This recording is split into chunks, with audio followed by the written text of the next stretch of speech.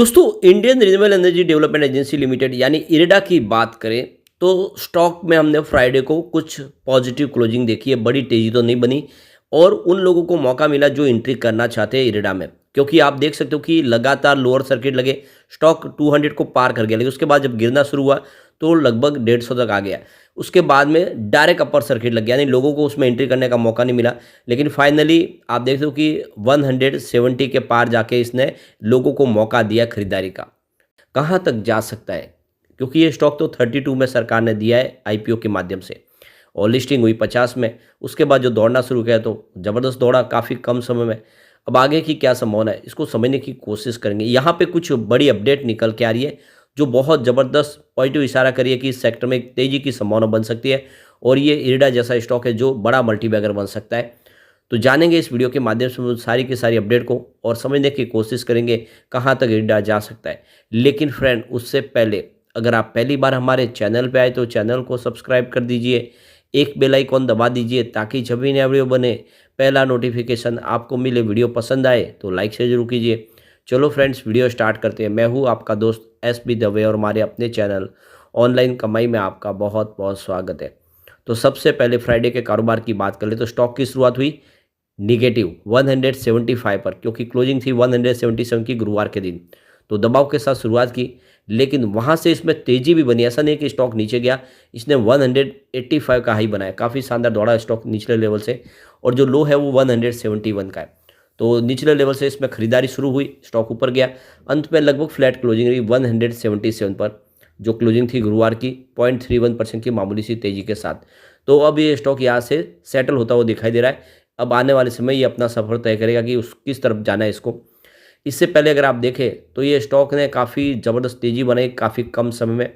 आप ये देख ही सकते हो कि 28 दिसंबर 2023 को ये स्टॉक 97 के आसपास था, यानी स्टॉक 100 रुपीज़ से नीचे था और इसके बाद में इसने दौड़ना शुरू किया, काफ़ी अच्छा दौड़ा। अब आप देख सकते हो कि वैसे तो ये काफ़ी समय तक एक लेवल में रहा है, नहीं 100 रुपीज़ के आसपास रहा है। यहाँ पे देखो कि 28 दिसंबर से लेके अगर आप देखें तो 11 दिसंबर तक ये आपको उसी लेवल के आसपास दिखा देने 103 के आसपास थी इसकी प्राइस 11 दिसंबर को।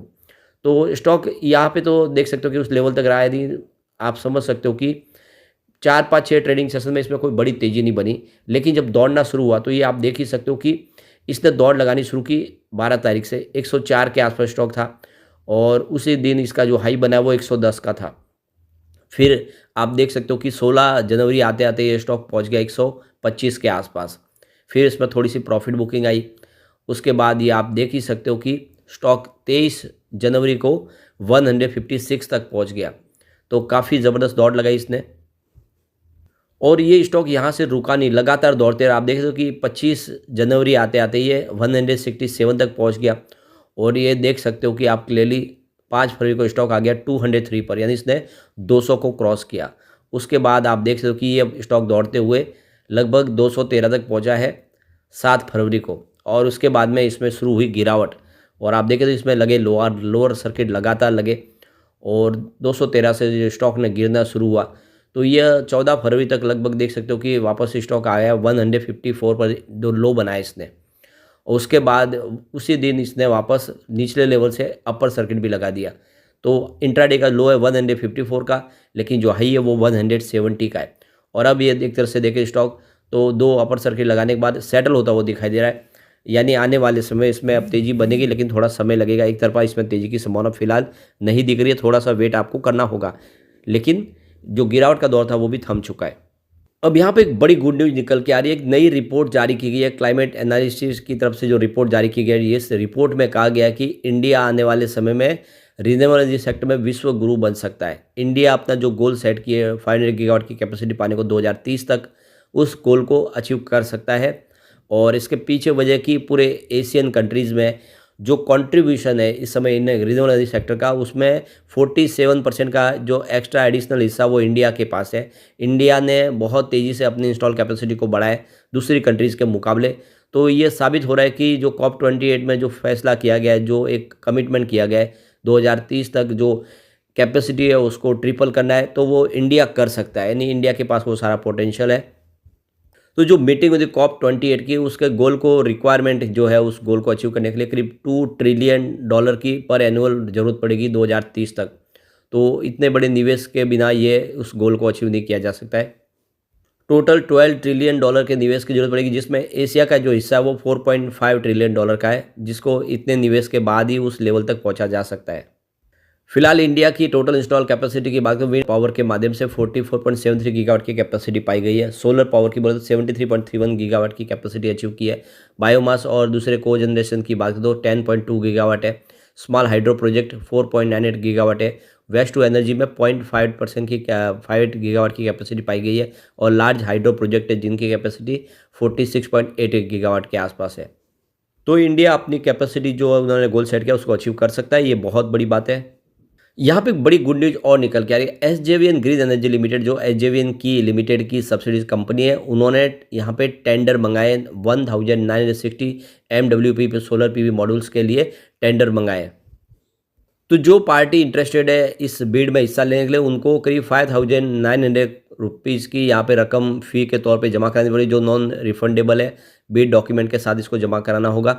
और जो टेंडर है उसमें हिस्सा लेने के लिए जो डॉक्यूमेंट यहाँ पे अवेलेबल होंगे वो डाउनलोड करने के लिए 4 मार्च 2024 को यहाँ पे आ जाएंगे। उसके बाद में उसमें जो भी प्री बिडिंग मीटिंग प्रक्रिया है वो 21 फरवरी 2024 से शुरू होने वाली है, तो इसमें हिस्सा ले सकते हैं। तो यहाँ पे इसमें जो सबसे बड़ा जो फ़ायदा है वो इरडा को होगा, क्योंकि इरडा ग्रीन एनर्जी सेक्टर की कंपनियों को फाइनेंस प्रोवाइड करने का काम करती है। तो जितने प्रोजेक्ट निकल कर आएंगे उसका सीधा फ़ायदा इरडा को ही होने वाला है आने वाले समय में।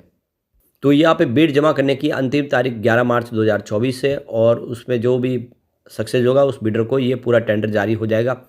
तो कुल मिला के बहुत बड़े प्रोजेक्ट है। और दूसरी तरफ देखें तो सीएमडी प्रदीप कुमार दास है इरेडा के, उनकी तरफ से भी जो बड़ा बयान निकल कर आया है कि करीब 30 लाख करोड़ का निवेश की जरूरत पड़ेगी आने वाले 2030 तक, जो सरकार ने अपना गोल सेट किया उसको अचीव करने के लिए 500 गीगावाट की कैपेसिटी को पाने के लिए।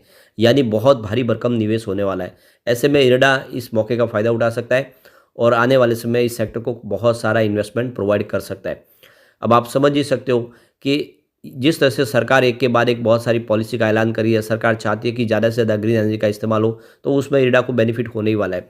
दूसरी तरफ देखें तो जो सोलर रूफटॉप स्कीम लाई गई है, जिसमें करीब 1 करोड़ घरों के ऊपर सोलर रूफटॉप लगाए जाएंगे और इसमें हर घर को 300 यूनिट बिजली फ्री दी जाएगी। उसके बाद में जो बिल होगा तो उसको जमा करना होगा, और अगर उनकी सरप्लस बिजली बच जाती है तो उसका पैसा भी उनको मिलेगा, उनको उसका बेनिफिट मिलेगा। तो ये स्कीम में करीब 75,000 करोड़ का निवेश होने वाला है। तो ऐसे में आप समझ सकते हो कि बहुत सारी अपॉर्चुनिटी इरेडा के लिए निकल के आती हुई दिखाई दे रही है। ऐसे में अगर आप लॉन्ग टर्म इन्वेस्टर हैं तो आपको इरेडा में निवेश करना चाहिए, क्योंकि भले ही इसकी आईपीओ 32 में दिया हो, इस समय 200 के आसपास दिखाई दे रहा हो, लेकिन आने वाले समय ये 500 भी हो सकता है, क्योंकि इसके अंदर वो सारी संभावना है। इस सेक्टर में सरकार बहुत सारी एक के बाद एक अनाउंस कर रही है और ये नवरत्न कंपनी बनने को तैयार है आने वाले समय, जो फिलहाल मिनी रत्न कंपनी है। लेकिन अगर आप शॉर्ट टर्म इन्वेस्टर है तो इस समय इन्वेस्टमेंट फिलहाल करने से बचें, क्योंकि मुझे नहीं लगता कि बड़ी तेज़ी की संभावना एक साथ बन रही है। फिलहाल स्टॉक आपको 180 से 190 के आसपास काफ़ी समय तक कंसोलिडेट होता हुआ दिखाई दे सकता है।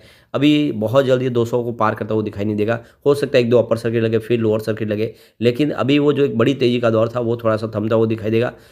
और हर स्टॉक में ऐसे होता है, बड़ी तेज़ी और बड़ी गिरावट के बाद एक बार काफ़ी समय तक स्टॉक है जो एक सीमित दायरे में ट्रेड करता है, और वही अब इसका पीरियड शुरू हो रहा है। ऐसे में शॉर्ट टर्म इन्वेस्टर तो फिलहाल इन्वेस्टमेंट ना करे, और जो लॉन्ग टर्म इन्वेस्टर वो इन्वेस्टमेंट कर सकते हैं। आने वाले समय उनको बहुत ही अच्छा फ़ायदा मिल सकता है।